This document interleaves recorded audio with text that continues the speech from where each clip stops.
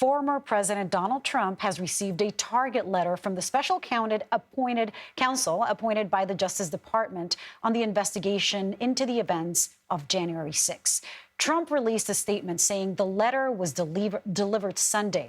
It instructs him to appear before the grand jury on Thursday. He said he believes this will lead to an arrest and an indictment on federal charges. Special counsel Jack Smith is investigating Trump's efforts to undo the results of the 2020 presidential election. As you remember, he's also leading the criminal case accusing the former president of mishandling classified documents in Florida. So joining us now are CBS News investigative reporter Graham Kates and CBS News correspondent Cristian Benavides. Graham, I want to start with you to walk us through what the purpose and also the overall significance of this target letter is. Well, Trump was accurate. It's an official correspondence from the Justice Department letting you know that you are the person being investigated by a grand jury. It doesn't mean necessarily that you're going to be indicted, but he has experience with this now at this point. Twice before, when he gets a target letter, twice before it's happened, where he ended up very soon after being indicted. And so that's what he has indicated he's expecting, and the history is that this may be something that's happening soon. So I want to bring in Cristian now. Cristian, because you are in Florida where there's a pretrial hearing happening for the other case, for the first federal case, the one about classified documents. Talk to us what's happening today, and also why all eyes are on Judge Aileen Cannon, who's presiding over that case.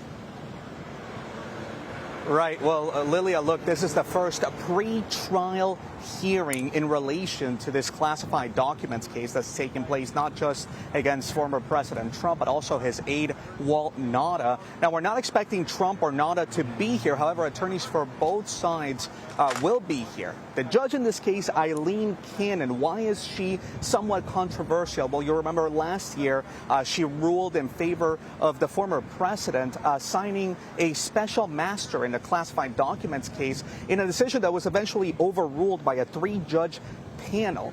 All of this widely panned by some legal experts out there, and also seen as preferential to the former president, which is why all eyes are on how she could rule today. Now, what's at issue today? At issue is a 1980 law known as the Classified Information Procedures Act, which covers how a classified evidence can be used in trial, essentially balancing national security concerns on the one hand and the defendant's due process on the other hand.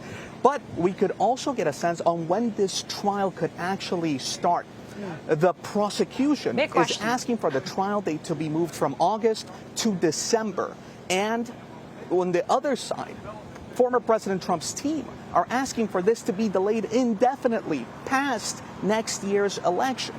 So we're watching to see how Judge Aileen Cannon is essentially going to rule here, given her past and what has happened, or what happened last year with that special master's decision.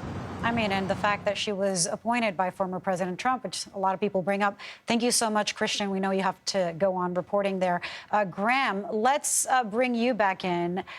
Former President Trump says he believes that the letter from Jack Smith means an arrest and an indictment. First of all, do you agree?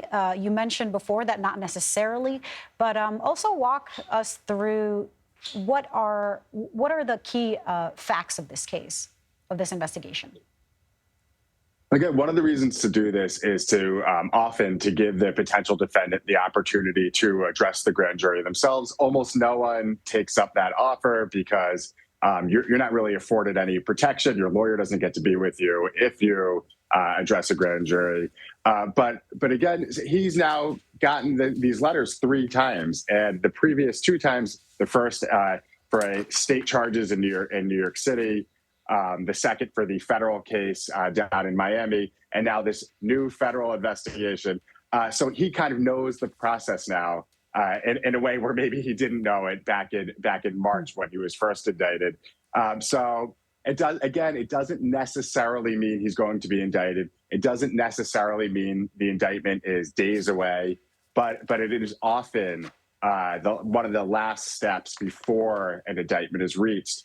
So he's reading the tea leaves when he puts that out there. And I think that plenty of other people are going to read the tea leaves too and say, we've got this pattern going where he gets the letter, he gets indicted, he gets arraigned, right? Yeah, familiar by now. Graham Kates, thank you. We'll continue following your reporting on this.